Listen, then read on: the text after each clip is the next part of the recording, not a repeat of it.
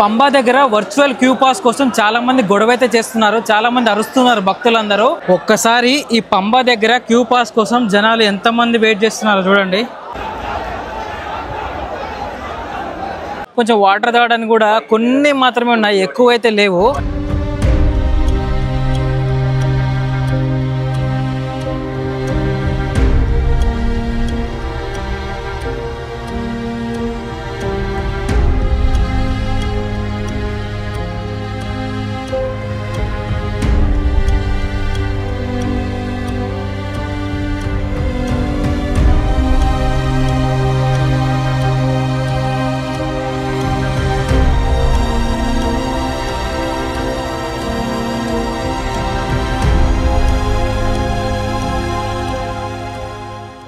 స్వామియే శరణమయ్యప్ప. అందరికీ నమస్కారం అండి. నా పేరు Uday. Welcome back to my channel Uday రాయ్స్.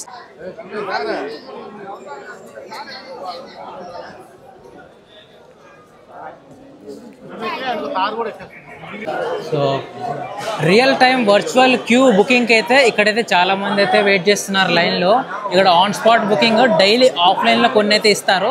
సో వాటి కోసం అందరూ ఆధార్ కార్డు పట్టుకొని నిలబడుతున్నారు. మీకు ఒకవేళ ఆన్లైన్లో లేకపోతే మీరు ఆఫ్లైన్లో తీసుకోవాల్సి వస్తుంది. ఇక్కడ చూస్తే లైన్ చూడండి ఎంతమంది ఉన్నారో. ఇది కరెక్ట్గా పంబా పక్కనే ఉంటుంది, పంబా రివర్ పక్కనే. మీరు ఇక్కడ తీసుకోవచ్చు. పంబా దగ్గర వర్చువల్ క్యూ పాస్ కోసం చాలా మంది గొడవైతే చేస్తున్నారు, చాలా మంది అరుస్తున్నారు భక్తులందరూ.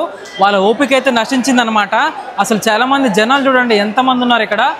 అసలు వాళ్ళైతే అరుస్తున్నారు గట్టి గట్టిగా. ఒక్కసారి ఈ పంబా దగ్గర క్యూ పాస్ కోసం జనాలు ఎంతమంది వెయిట్ చేస్తున్నారో చూడండి.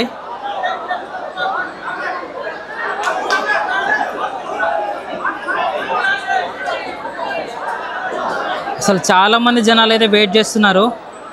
ప్రాసెస్ అంతా చాలా లేట్గా ఉంది ఇవ్వడానికి. ఇంతమంది జనాలు చూడండి ఎంత ఇబ్బంది పడుతున్నారు ఇక్కడ పాస్ కోసం.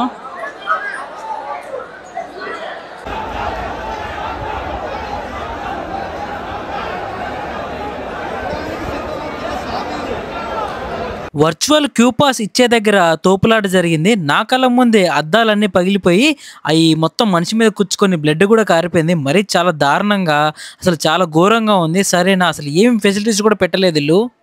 ఈ శబరిమల దగ్గరికి నేనైతే ఫస్ట్ టైం వచ్చాను. పంబా దగ్గర ఉన్నాను.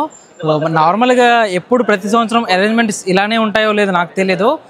నాకైతే ఎట్లా అనిపిస్తుంది అంటే కొంచెం అరేంజ్మెంట్స్లో కొంచెం చాలా లోటుపాట్లు ఉన్నట్టయితే నాకైతే అనిపిస్తుంది. అసలు క్యూ పాస్ కోసం చాలా ఇబ్బంది పడుతున్నారు జనాలు అయితే ఆఫ్లైన్ కోసము. అసలు చాలా ఇబ్బందిగా అయితే ఉందన్నమాట. కొంచెం వాటర్ తాగడానికి కూడా కొన్ని మాత్రమే ఉన్నాయి, ఎక్కువైతే లేవు. చిన్నపిల్లలకి ఏదైనా స్పెషల్గా ఏదైనా టెంట్ లాంటిది పెట్టడం కోసం కానీ, భక్తుల కోసం పెద్ద పెద్ద టెంట్లు అంటే పెద్ద ఫెసిలిటీ కోసం కానీ అట్లాంటివి కూడా ఏం లేవు. చాలా కొంచెం తక్కువ మాత్రమే ఉన్నాయి, ఎక్కువ మొత్తంలో ఏవైతే లేవు. మరి ప్రతి సంవత్సరం ఇలాగే ఉంటుందో లేకపోతే ఈ సంవత్సరం ఇలాగే పెడుతున్నారో అరేంజ్మెంట్స్ నాకైతే తెలియదు. మరి ప్రతి సంవత్సరం ఎవరైతే భక్తులు అయితే వెళ్తారో వాళ్ళకి తెలుస్తుంది. అరేంజ్మెంట్స్ ఇంకొంచెం బాగా చేస్తే బాగుంటుందని చెప్పేసి అయితే నా పర్సనల్ ఫీలింగ్. కొంచెం ఇబ్బంది పడుతున్నారు చాలామంది కూడా. ఇంకా తప్పదు, కొన్ని ప్లేసెస్లో తప్పదు, సర్దుకొని పోవడమే. కానీ ఈరోజైతే ఫస్ట్ టెంపుల్ ఓపెనింగ్ డే అనమాట. సాయంత్రం 5 గంటలు అయితే ఓపెన్ చేస్తారు. మరి ఓపెనింగ్ డే వల్ల చాలామంది జనం వచ్చి ఏమైనా అరేంజ్మెంట్ చేయలేకపోతున్నారా అనేది కొంచెం ఉందన్నమాట డౌట్గా. చూడాలి. వన్స్ ఒక క్యూ పాస్ వచ్చేస్తే వెళ్ళిపోవడమే పైకి దర్శనం కోసము. కరెక్ట్గా క్యూ పాస్ ఇచ్చే దగ్గర చూడండి మెయింటెనెన్స్ ఎలా ఉందో, మొత్తం బురదతోటి. పాపం చాలా మంది భక్తులు ఈ బురద పక్కనే పడుకుని ఉన్నారు చూడండి. క్యూ పాస్ కోసం వెయిట్ చేస్తున్నారు, సరైన షెల్టర్స్ కూడా లేకుండా. పాపం భక్తుల్ని ఎండకి అలానే కూర్చోబెట్టారు. అసలు సడన్గా వర్షం వచ్చినా కూడా అందరూ తడవాల్సిందే. అలా షెల్టర్స్ లేకుండా కొన్ని షెల్టర్స్ మాత్రమే పెట్టి అసలు ఎలాంటి ఫెసిలిటీస్ లేకుండా అయిపోయింది. ప్లాస్టిక్ బ్యాన్ వల్ల ఇక్కడ ఎక్కడ చూసినా కూడా వాటర్ బాటిల్స్ దొరకవు. కనీసం వీళ్ళెవరైనా ఈ పంబ పాయింట్ దగ్గర ప్రొవైడ్ చేశారంట వాటర్ తాగడానికి, అవి కూడా ఉండవు. అసలు ఉండవు. మేబీ పైకి ఎక్కితే కొన్ని ప్లేసెస్లో వాటర్ ఇస్తారేమో కానీ ఈ పాయింట్ దగ్గర వాటర్ అయితే ఉండవు. అండ్ సిగ్నల్స్ కూడా, మొబైల్ సిగ్నల్స్ కూడా అస్సలు రావు ఇక్కడ ఈ ప్లేస్లో. పెద్దవాళ్ళంటే ఎలాగోలా తట్టుకుంటారు, ఆగుతారు, కానీ చిన్నపిల్లలు మాత్రం అసలు తట్టుకోలేరు, ఇబ్బంది పడతారు చాలా మంది.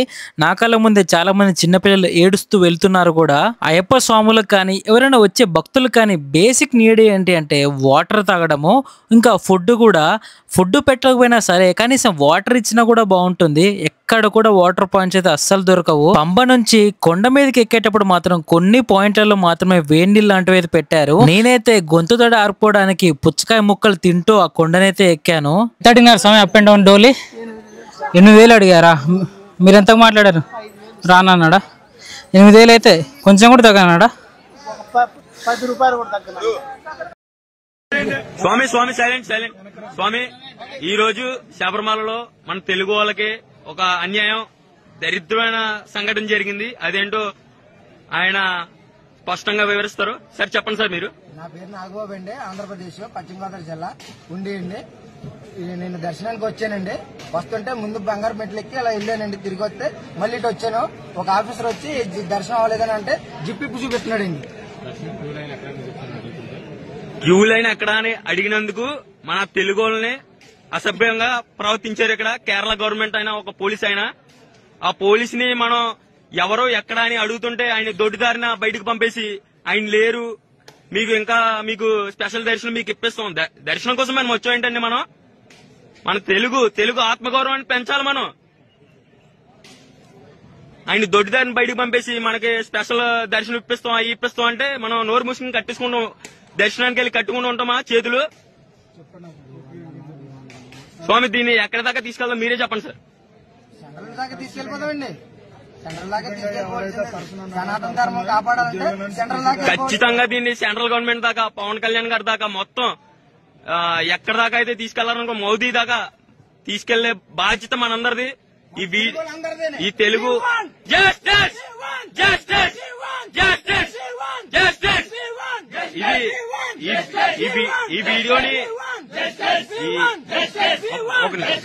ఈ వీడియోని సోషల్ మీడియాలో పోస్ట్ చేస్తాం సార్. ఈ వీడియో ఎవరైతే చూస్తున్నారో మన తెలుగు వాళ్ళందరూ కూడా ఎంతవరకు మీరు షేర్ చేయగలిగితే అంతవరకు మీరు షేర్ చేసి నరేంద్ర మోదీ గారి దగ్గర దాకా, పవన్ కళ్యాణ్ గారి దగ్గర దాకా, చంద్రబాబు నాయుడు గారి దగ్గర దాకా, లోకేష్ గారి దగ్గర దాకా తీసుకెళ్లాల్సిందిగా కోరుతున్నాము. We want justice. We want justice. We want justice. We want justice. We want justice. ఇది పరిస్థితి. బేసిక్ ఫెసిలిటీస్ లేకుండా చాలా మంది భక్తులైతే చాలా ఇబ్బంది పడ్డారు. ఇంకా మెయిన్ ప్రాబ్లం ఏంటి అంటే సిగ్నల్స్ అస్సలు ఉండవు. కొంతమంది తప్పిపోవడం వల్ల వాళ్ళకి ఫోన్ చేద్దామంటే సిగ్నల్స్ కలవక, వాళ్ళని కాంటాక్ట్ అవ్వలేక వీళ్ళు ఎక్కడ ఉండడము వాళ్ళు ఎక్కడ ఉండడము చాలా ఇబ్బందికరంగా ఉంటుండే. ఇంకా దర్శనం దగ్గర క్యూ లైన్ అయితే మరీ దారుణం. చాలా గంటలు వెయిట్ చేయాల్సి వస్తుంది. దీనికి మెయిన్ ప్రాబ్లమ్ భక్తులు కూడా ఉంటుంది. ఎందుకంటే ఇరుముడి తీసిన భక్తులు ఎవరైతే ఉన్నారో వాళ్ళు దర్శనం చేసుకొని మళ్ళీ సివిల్ లైన్లోకి వచ్చి మళ్ళీ దర్శనం చేసుకుంటున్నారు.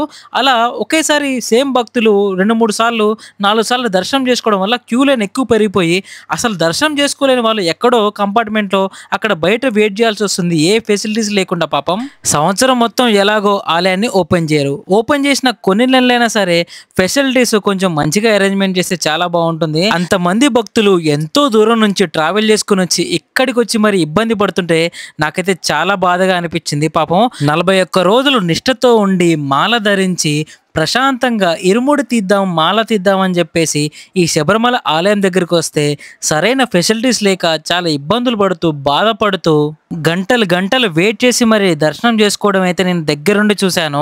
మళ్ళీ దర్శనం అయిపోయిన తర్వాత ఒక్కొక్క భక్తులు ఇంటికి వెళ్ళడానికి దాదాపు 2 నుంచి 3 రోజుల సమయం అయితే పడుతుంది. ఆల్రెడీ ఇక్కడ ఇబ్బందులు పడ్డారు, మళ్ళీ ట్రావెలింగ్కి ఇబ్బంది కూడా అవుతుంది. మొత్తం వాళ్ళ పనులన్నీ మానుకొని ఒక వారం రోజులు ఇటే కేటాయించి ఒక ప్రశాంతంగా దర్శనం దొరుకుతుందంటే అది కూడా లేకుండా చాలా ఇబ్బందులు పడాల్సి వస్తుంది. కనీసం ఇప్పటి నుంచి అయినా అక్కడున్న ప్రభుత్వం సరైన సదుపాయాలు కలిగించి భక్తులకు మంచి దర్శనం కల్పించాలని కోరుకుంటున్నాను. ఇక్కడికి వచ్చిన భక్తులు కూడా మీరు పంబా నది దగ్గర స్నానం చేసినప్పుడు మీ బట్టలన్నిటిని ఎక్కడ పడితే అక్కడ నీళ్ళల్లో మెట్ల మీద వదిలేయకుండా వాటిని మీతో పాటు తీసుకెళ్ళడం, లేకపోతే ఒక దగ్గర పెట్టి చేయండి. అసలు నేను చూసినప్పుడైతే ఎక్కడ పడితే అక్కడ బట్టలన్నీ ఎలా పడితే అలా చిందరవందరంగా వదిలేశారో. అన్ని రోజులు మీరు నియమ నిబంధనలతోటి నిష్ఠతోటి వేసుకున్న ఆ బట్టల్ని ఎక్కడ పడితే అక్కడ వేసేయడం నాకైతే చాలా బాధాకరంగా అసలు ఎలానో అనిపించింది ఆ బట్టలని చూస్తుంటే. ఈ వీడియో చూస్తున్న భక్తులు శబరిమల వెళ్తే జాగ్రత్తగా ఉండండి, జాగ్రత్తగా వెళ్ళి రండి. స్వామియే శరణమయ్యప్ప.